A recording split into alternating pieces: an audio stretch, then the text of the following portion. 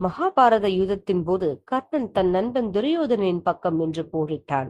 ஆனால் கர்ணனை பாண்டவர்களின் பக்கம் வந்துவிடும்படி கர்ணன் உள்பட பலரும் அழைத்தனர். ஆனாலும் அவன் செல்லவில்லை.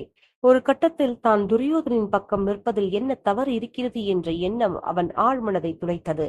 தன்னுடைய இறுதி கட்டத்தில் நெஞ்சில் அம்பு பாய்ந்து தன் முன் கிருஷ்ணன் விஸ்வரூபம் காட்சி தருகையில் தன்னுடைய ஆழ்மனதை துளைத்த கேள்விகளை கர்ணனிடமே கேட்டான் கர்ணன்.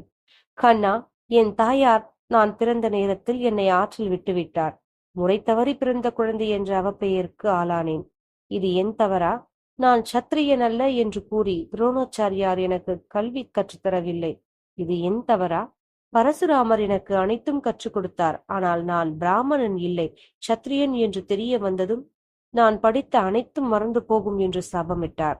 இது என் தவறா? ஒரு பசு தற்செயலாக என் அம்பு மூலம் தாக்கப்பட்டது.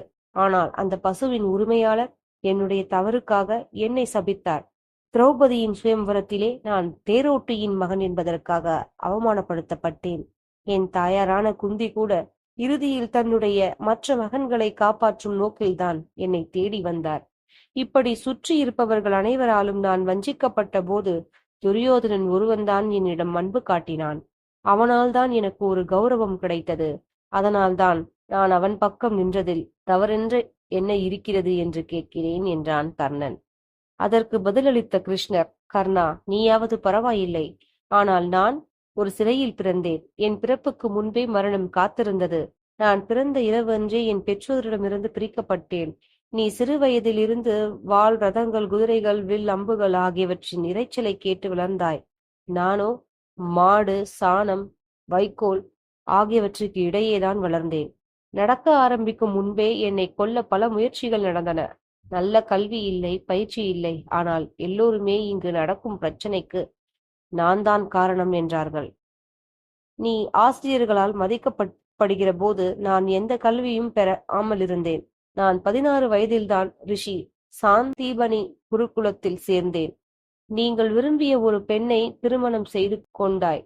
ஆனால் நானோ விரும்பிய பெண்ணை திருமணம் செய்யாமல் என்னை நேசித்த பெண்களை, கொடியவர்களிடமிருந்து நான் காப்பாற்றிய பெண்களை என திருமணம் செய்து கொண்டேன். ஜராசந்தனிடமிருந்து என் மக்களை காப்பாற்றுவதற்காக யமுனா நதிக்கரையிலிருந்து தூரமாக என்னுடைய முழு சமூகத்தையும் நகர்த்த வேண்டியிருந்தது. நான் ஓடிப்போன ஒரு கோழை. துரியோதனனுடன் போரிட்ட நீ வெற்றி பெற்றிருந்தால் உனக்கு நிறைய பொருள், நாடு, சேனை, கௌரவம் கிடைத்திருக்கும் என்றார்கள். ஆனால் பஞ்ச பாண்டவருடன் சேர்ந்து யுத்தம் செய்தால் உனக்கு என்ன கிடைக்கும் என்றார்கள். கண்ணன் தான் இந்த போருக்கு காரணம் என்று குற்றச்சாட்டு மட்டுமே மிஞ்சும் என்றார்கள். கர்ணா, ஒன்றை நினைவில் கொள். ஒவ்வொருவர் வாழ்க்கையிலும் சவால்கள் நிரம்பியுள்ளன.